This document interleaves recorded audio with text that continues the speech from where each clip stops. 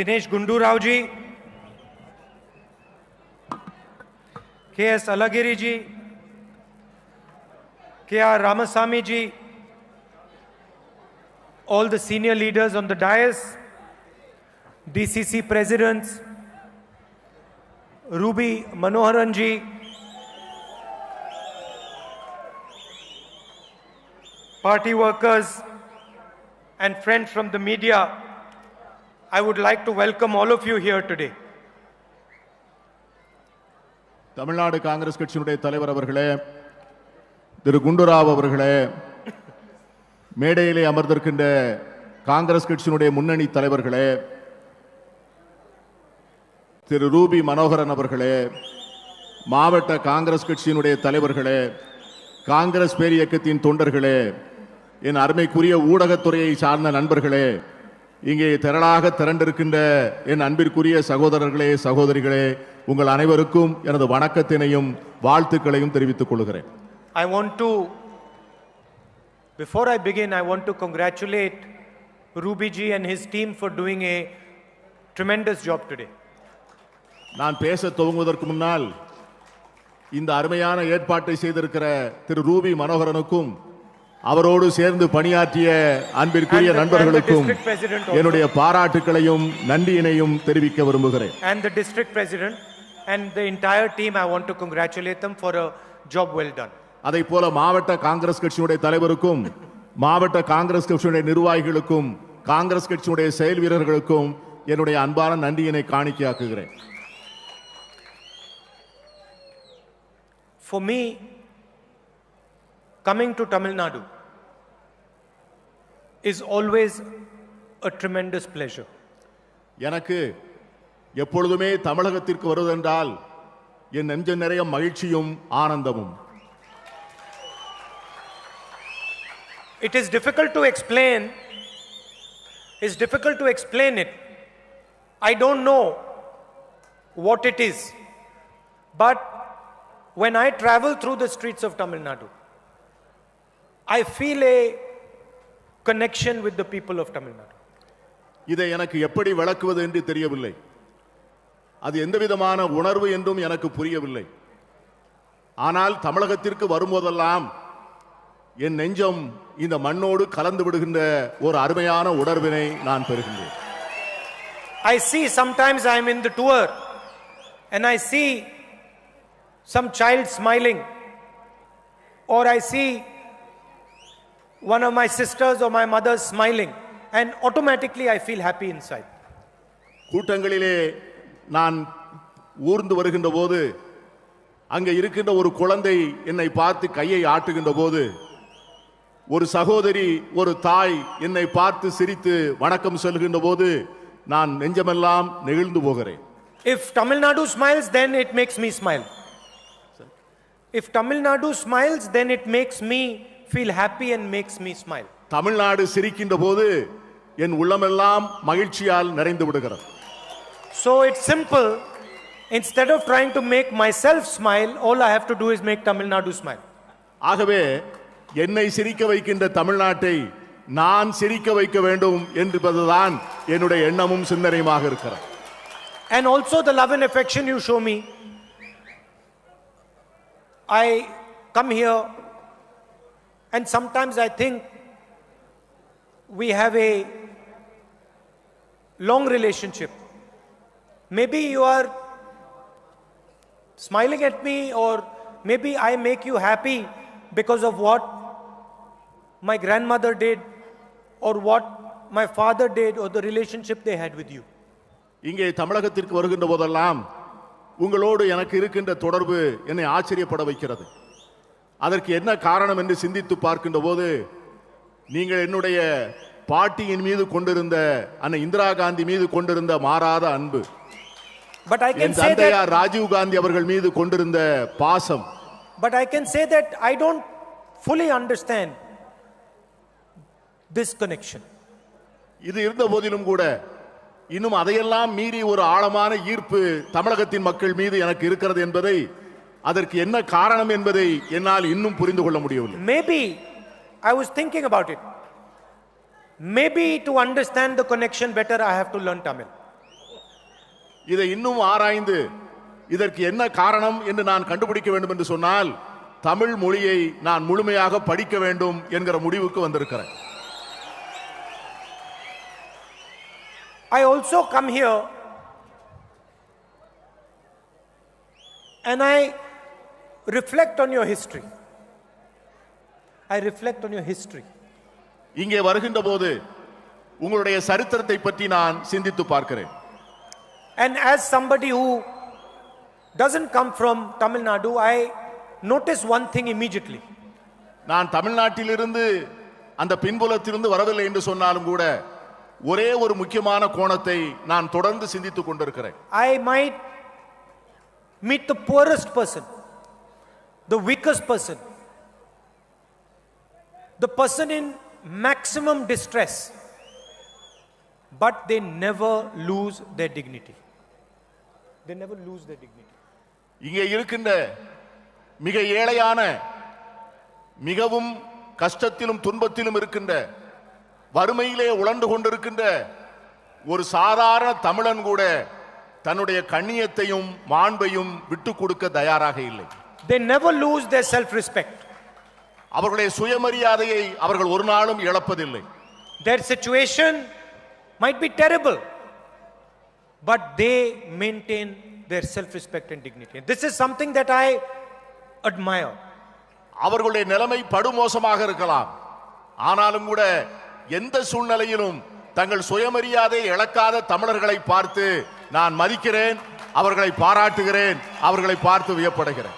And I don't know why I think this, but I have a feeling that Tamil Nadu is going to show India the future direction. எனக்கு ஒன்று தெரிகிறது, India எதிர்காலத்தில் எப்படி இருக்க வேண்டும் என்பதை தமிழ்நாடு தான் சுட்டிக்காட்டி வழிகாட்ட போகிறது என்பது எனக்கு தெரிகிறது. It's a feeling. It might, I don't know what it is based on, but I just feel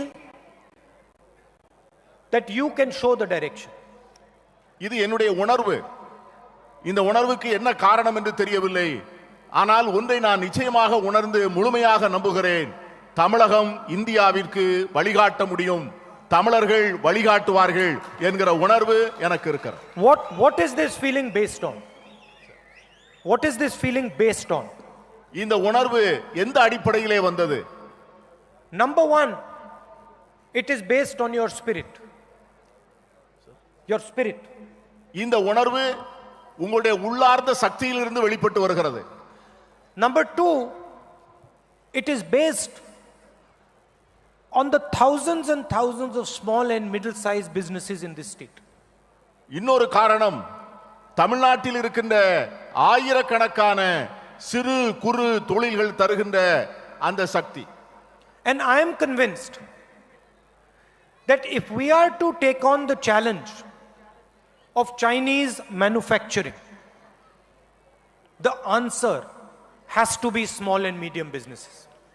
சைனாவினுடைய மிகப்பெரிய மிரட்டலையும் இந்திய நாட்டினுடைய ஏவி விட்டிருக்கிற பொருளாதார படையெடுப்பையும் நாம் எதிர்கொள்ள வேண்டும் என்று சொன்னால் அது சிறு குறு தொழில்களால் மட்டும்தான் முடியும்.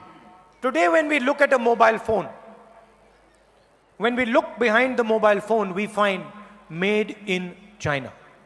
உங்கள் கையில் இருக்கிற தொலைபேசிகளை நீங்கள் எடுத்து பார்த்தீர்கள் என்று சொன்னால் அதில் சீனாவில் தயாரிக்கப்பட்டது என்கிற வார்த்தை தான் இருக்கும். Behind the shirt, made in China. நீங்கள் போட்டிருக்கிற சட்டை அதை எடுத்து பார்த்தால் அதுவும் சீனாவிலிருந்து தயாரிக்கப்பட்டதுதான். Underneath the shoe, made in China.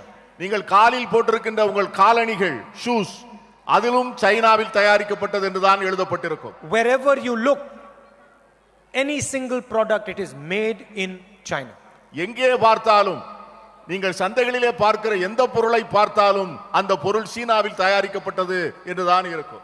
We have millions of dynamic youngsters. Millions of dynamic youngsters. நம்மிடம் லட்சக்கணக்கான இளைஞர்கள், ஆர்வமுள்ள திறமையுள்ள இளைஞர்கள் இருக்கிறார்கள். With unbelievable energy. அவர்களிடம் நம்ப முடியாத சக்தி இருக்கிறது. With dreams.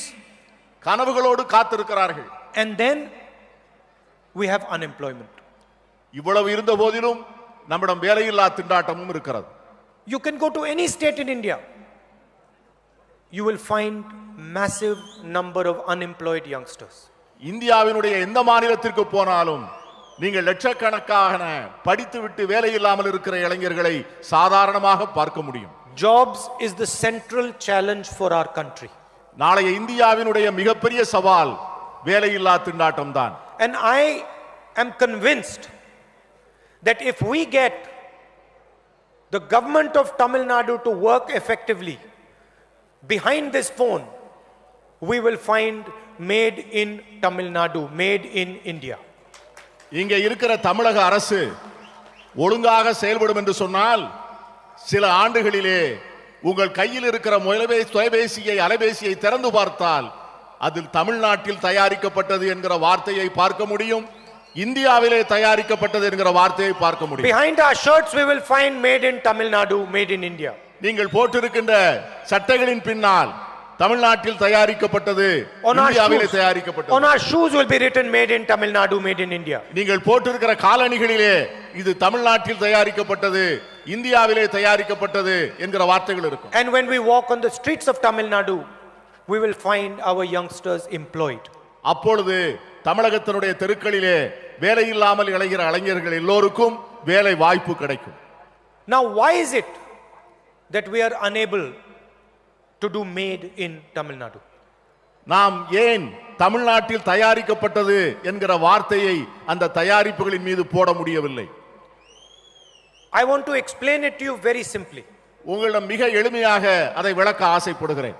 The single most important reason is that the government in Delhi does not support small and medium businesses and does not support our farmers and our laborers. இதற்கு ஒரே காரணம், மத்தியிலே இருக்கிற அரசு இந்த நாட்டிலே இருக்கிற சிறு துரு தொழில்களை ஆதரிப்பதில்லை, இந்த நாட்டில் நம்முடைய விவசாய பெருங்குடி மக்களுக்கு ஆதரவு தருவதில்லை. The 2-3 biggest businesses in the country can get any amount of money from India's banks, but the people who create our jobs, the small and medium businesses of Tamil Nadu, cannot get a single rupee. இந்தியாவிலே இருக்கின்ற மிக சிறிய 2-3 தொழிலதிபர்கள், மிக பெரிய தொழிலதிபர்கள், அவர்கள் நினைத்தால் எத்தனை லட்சம் கோடிகளையும் கடன்களாக பெற முடிகிறது. ஆனால் வேலை வாய்ப்புகளை உருவாக்கக்கூடிய சிறு குறு தொழில் நடத்துகின்றவர்களால் வங்கிகளில் கடன் பெற முடியவில்லை, வங்கிகளில் உதவி பெற முடியவில்லை. The job creation backbone does not get a rupee from the banking system.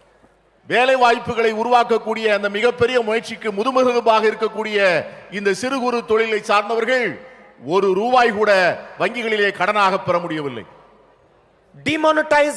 Demonetization damaged our job creation system. பண மதிப்பிழப்பு நடவடிக்கை வேலை வாய்ப்புகளை உருவாக்கக்கூடிய சிறு குறு தொழில்களுடைய முதுகெலும்பை ஒடித்து விட்டது. It helped the richest in the land and destroyed lakhs and lakhs and lakhs of small businesses. பண மதிப்பிழப்பு நடவடிக்கை இந்த தேசத்தில் இருக்கிற பெரும் பணக்காரர்களுக்கு உதவி செய்ததை ஒழிய லட்சக்கணக்கான சிறு குறு தொழில்களை முழுமையாக அழித்து ஒழித்ததுதான் இந்த பண மதிப்பிழப்பு நடவடிக்கை. 5 different GSTs, 28% tax did the same thing again. 5 நிலையிலே வரி, 28 விழுக்காடு ஜிஎஸ்டி வரி இந்த நாட்டினுடைய எஞ்சி இருந்த பொருளாதாரத்தையும் முழுமையாக நிர்மூலமாக்கியது. Big businesses can get as many accountants as they need. Small businesses cannot. பெரும் தொழில்கள் எந்த விதமான வசதிகளையும் நினைத்தவுடனே பெற்றுக் கொள்கிறார்கள், ஆனால் சிறு தொழில்களுக்காக பெற முடியவில்லை. Let us look at fuel prices. Let us look at petrol prices. நம்முடைய பெட்ரோலிய விலையை எடுத்துக்கொள்ளுங்க. We talk about job creation. நாம் வேலை வாய்ப்புகளை உருவாக்குவதை பற்றி பேசுகிறோம். The government in Delhi takes your money from you every time you fill petrol in your motorcycle, in your car, in your scooter. மத்தியிலே இருக்கிற டெல்லியிலே இருக்கிற அரசாங்கம் நீங்கள் எப்பொழுதெல்லாம் பெட்ரோல் பங்கிலே போய் உங்கள் வாகனங்களுக்கு டீசலும் பெட்ரோலும் போடுகிறீர்களோ அப்பொழுது உங்கள் பைகளிலே இருக்கிற பணத்தை மத்திய அரசு களவாடி கொள்ளுகிறது. Every time a farmer switches on a pump, the government in Delhi takes his money. ஒவ்வொரு முறையும் ஒரு விவசாயி ஒரு பெட்ரோல் பங்கிற்கு போய் அவருடைய டிராக்டருக்கு டீசல் போடுகின்ற போது டெல்லியிலே இருக்கின்ற அரசாங்கம் அவர் பையில் இருக்கிற பணத்தை களவாடி கொள்ளுகிறது. Normally, you're supposed to tax the rich and support the poor. வழக்கமாக ஒரு அரசாங்கம் எப்படி செயல்பட வேண்டும் என்று சொன்னால் பணக்காரர்களுக்கு வரி விதிக்க வேண்டும், ஏழைகளுக்கு உதவ வேண்டும். In India, they tax the poor and give to the rich. ஆனால் இந்தியாவிலே மோடி என்ன செய்கிறார் என்று சொன்னால் ஏழைகளுக்கு வரி போட்டு பணக்காரர்களுக்கு உதவி செய்கிறார். GST, demonetization, these are taxes on poor people. பணமதிப்பிழப்பு நடவடிக்கையாக இருந்தாலும் சரி, ஜிஎஸ்டி ஆக இருந்தாலும் சரி, பெட்ரோல் டீசல் பொருட்களுடைய விலை உயர்வாக இருந்தாலும் சரி, இவைகள் அனைத்துமே ஏழை எளிய மக்களுக்கு எதிராக வரி விதித்து பணக்காரர்களுக்கு உதவி செய்கின்ற முயற்சி தான். It doesn't matter what happens to the international fuel price, oil price. The price of diesel and petrol in India will keep going up. சர்வதேச அளவிலே கச்சா எண்ணெயினுடைய விலை எவ்வளவாக இருந்தாலும் எவ்வளவு குறைந்தாலும் இந்தியாவிலே மட்டும் பெட்ரோல் டீசலுடைய விலை ஒரு நாளும் குறைவதில்லை, தினசரி ஏறிக்கொண்டே இருக்கிறது. And with this type of situation, you can never create jobs. இதை போன்ற ஒரு நிலை தொடரும் என்று சொன்னால் வேலை வாய்ப்புகளை நம்மால் ஒரு நாளும் உருவாக்க முடியாது. And now they are attacking the farmers with these 3 new bills. They are attacking the farmers with these new bills. இப்பொழுது டெல்லியிலே கோபமான விவசாயிகள் போராடி கொண்டிருக்கிறார்கள். You see, you must see that I have no fear talking about the Prime Minister. இந்த நாட்டிலே இருக்கிற பிரதமரை பற்றி பேசுவதற்கு எனக்கு ஒரு நாளும் பயம் இல்லை. He cannot scare me. அவர் என்னை ஒன்றும் செய்துவிட முடியாது. In fact, the very idea of him scaring me is ridiculous. The very idea of him scaring me is ridiculous. அவர் என்னை பயமுறுத்துவார் என்று அவர் நினைப்பார் என்று சொன்னால் அவரை பார்த்தால் எனக்கு வேடிக்கையாக இருக்கிறது. Now you have to understand something. There is only one reason. There is only one reason Narendra Modi cannot frighten me. Narendra Modi என்னை எதிர்த்து ஒன்றும் செய்ய முடியாது என்பதற்கு ஒரே ஒரு காரணம் தான் இருக்கிறது. There is only one reason Narendra Modi cannot control me. என்னை தொட்டு கூட பார்க்க முடியாது, அதற்கு ஒரே ஒரு காரணம் தான் இருக்கிறது. And that is that I am not corrupt. ஏனென்று சொன்னால் நான் முழுக்க முழுக்க நேர்மையானவன். And because I am not corrupt, I can stand against Narendra Modi and I can tell him the truth. நான் நேர்மையானவன் என்பதால், என் கரங்கள் சுத்தம் என்பதால், என் நெஞ்சம் சுத்தம் என்பதால் நான் நரேந்திர மோடியினுடைய முழுமையான உருவத்தை மக்கள் மத்தியிலே வெளிச்சம் போட்டு காட்டுவதிலே எனக்கு எந்த விதமான தயக்கமும் இல்லை. It is the fact that I am not corrupt that makes me brave. நான் நேர்மையானவனாக இருக்கின்ற காரணத்தினால் நான் வீரமுள்ளவனாகவும் இருக்கிறேன். And it is the fact that I am not corrupt that makes Narendra Modi attack me 24 hours of the day. நான் நேர்மையானவன் என்கிற ஒரே காரணத்திற்காக நரேந்திர மோடி 24 மணி நேரமும் என்னை பற்றியே சிந்தித்துக் கொண்டும் என்னை வீழ்த்துவதை பற்றியே நினைத்துக் கொண்டும் இருக்கிறார். Because inside his heart he knows that he is corrupt and he is facing an honest man. அவருடைய நெஞ்சம் அறியும், அவர் நேர்மையற்றவர் என்று அவருடைய நெஞ்சம் அறியும். அவர் ஒரு நேர்மையான மனிதனை தாக்குகிறார் என்பதும் அவருக்கு தெரியும். And I fall asleep at night in 30 seconds. I fall asleep at night in 30 seconds. I sleep at night in 30 seconds. I fall asleep at night within 30 seconds. நான் இரவு நேரத்திலே படுத்த உடனே 30 வினாடிகளில் நான் தூங்கி விடுகிறேன். Because I am not scared of Mr. Modi. நான் மோடி அவர்களை பற்றி பயப்படவில்லை. Now I want to ask you a question. நான் உங்களை ஒரு கேள்வி கேட்க விரும்புகிறேன். How long does it take the chief minister of Tamil Nadu to fall asleep at night? இந்த தமிழகத்தினுடைய முதலமைச்சர் நிம்மதியாக தூங்குவதற்கு எத்தனை நாள் ஆகும் என்று நான் கேட்க ஆசைப்படுகிறேன். He cannot sleep at night. அவர் இரவு நேரங்களிலே நிம்மதியாக தூங்க முடியாது. Because he is not honest. ஏனென்று சொன்னால் அவர் நேர்மையானவர் அல்ல. And because he is not honest, he cannot stand up against Narendra Modi. அவர் நேர்மையற்றவராக இருப்பதால் அவர் மோடியை எதிர்கொள்ள முடியவில்லை. And Mr. Narendra Modi thinks that he can control the people of Tamil Nadu because the chief minister of Tamil Nadu is corrupt. Narendra Modi என்ன நினைக்கிறார் என்று சொன்னால், இந்த மாநிலத்தினுடைய முதலமைச்சர் நேர்மையற்றவராக இருக்கின்ற காரணத்தினால் தமிழ்நாட்டு மக்களையும் கட்டுப்படுத்த முடியும் என்று அவர் நினைக்கிறார். முதலமைச்சரை கட்டுப்படுத்துவதன் மூலம் தமிழ்நாட்டு மக்களையும் கட்டுப்படுத்தப்படலாம் என்று எண்ணுகிறார். He thinks that Tamil Nadu is like his television. He thinks that Tamil Nadu is like his television. Tamil Nadu என்பது அவருடைய தொலைக்காட்சி என்று எண்ணிக்கொண்டிருக்கிறார்.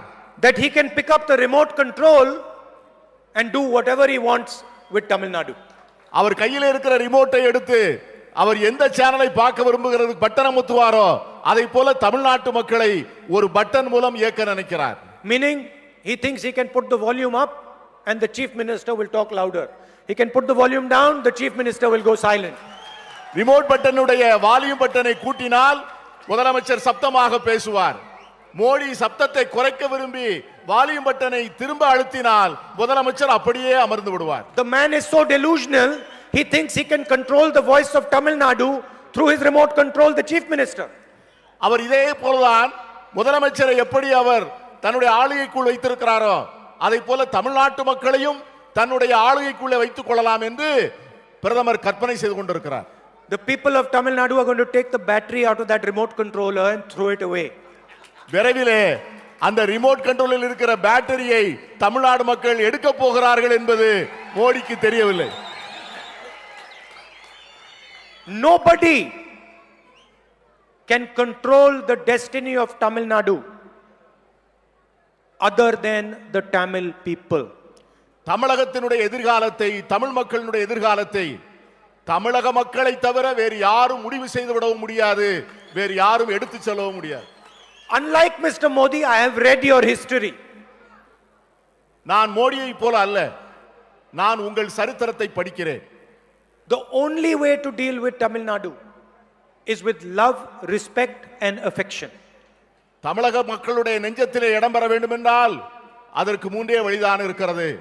If you give, அவர்களை மதிக்க வேண்டும், அவர்களை நேசிக்க வேண்டும், அவர்களை அன்பு செய்ய வேண்டும். இந்த வழியின் மூலமாகத்தான் தமிழக மக்கள் நெஞ்சிலே இடம் பெற முடியும் என்பது எனக்கு தெரியும்.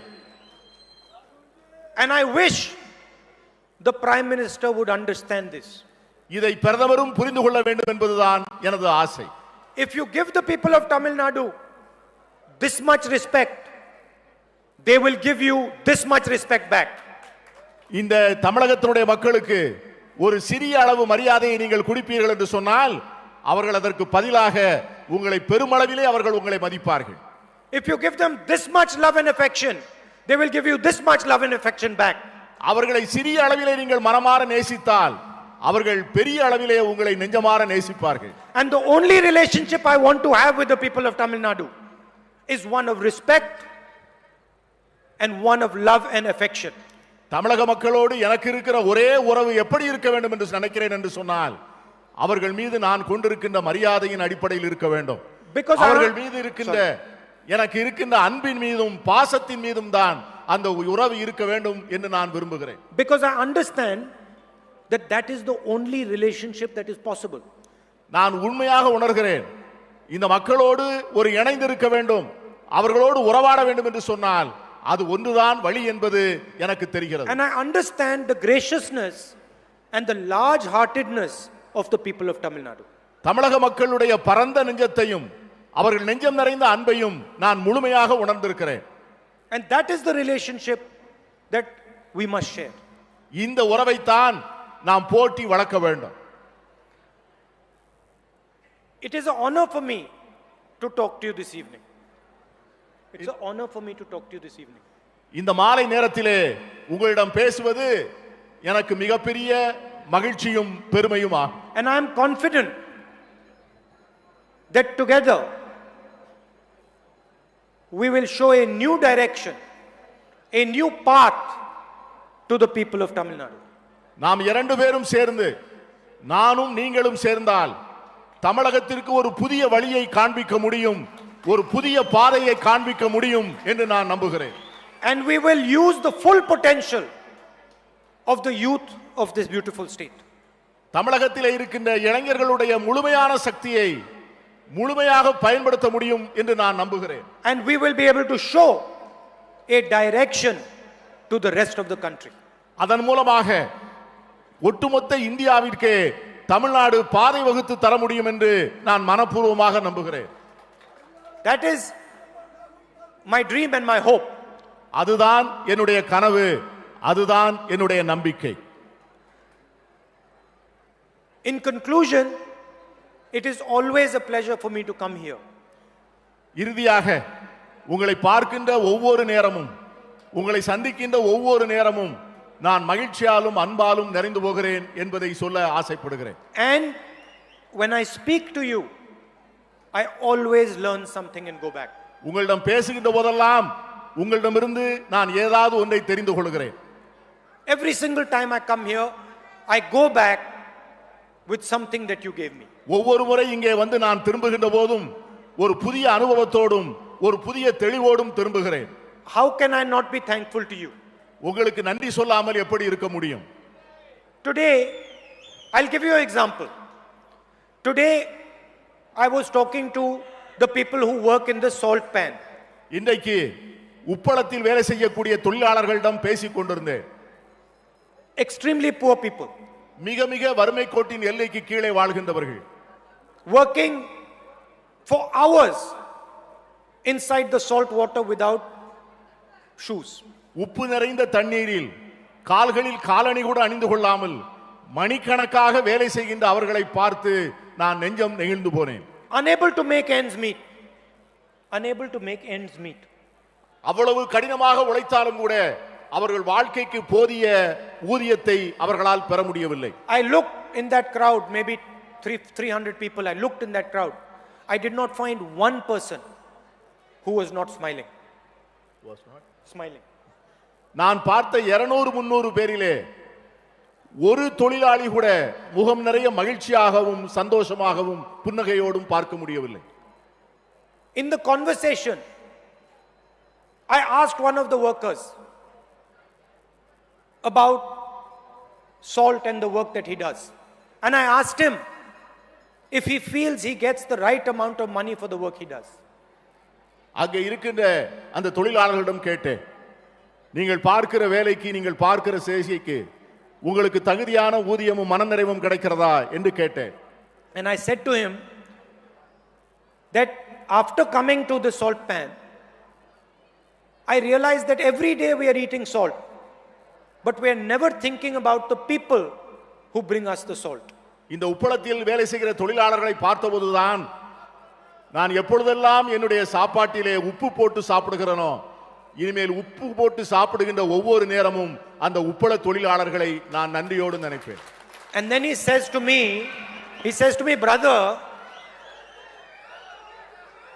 brother, do you know that the salt that we are collecting over here is helping fight corona? அவர்கள் அங்கே தயாரிக்கிற அந்த உப்பானது அந்த உப்பளத்தினுடைய சொந்தக்காரர்களுக்கு பயன் தருகிறது. He says to me, do you know that the work that I am doing here, collecting the salt, it goes in to the medicine that is used to treat corona? It goes into the medicine that is used to treat corona. நாங்கள் தயாரிக்கிற அந்த உப்பிலிருந்து தயாரிக்கப்படுகின்ற மருந்து பொருட்கள் corona நோய் தொற்றை தீர்ப்பதற்காக போகிறது என்று உங்களுக்கு தெரியுமா என்று கேட்டார். He says to me, I am not only collecting salt, I am protecting the country from corona. அவர்கள் சொன்னார்கள், நாங்கள் உப்பை மட்டும் தயாரிக்கவில்லை, இந்த தேசத்தை கொரோனா என்கிற பெரும் தொற்றிலிருந்து நாங்கள் காப்பாற்றுகிறோம் என்று அவர்கள் சொன்னார்கள். That is the beauty of your state. அதுதான் உங்கள் மாநிலத்தினுடைய மிகப்பெரிய அழகு. Thank you very much. நன்றி. உங்கள் எல்லோருக்கும் வணக்கம், நன்றி. பிடிச்சிருந்தா ப்ளீஸ் லைக் அண்ட் ஷேர் பண்ணுங்க. மறக்காம எங்க சேனலை சப்ஸ்கிரைபும் பண்ணுங்க.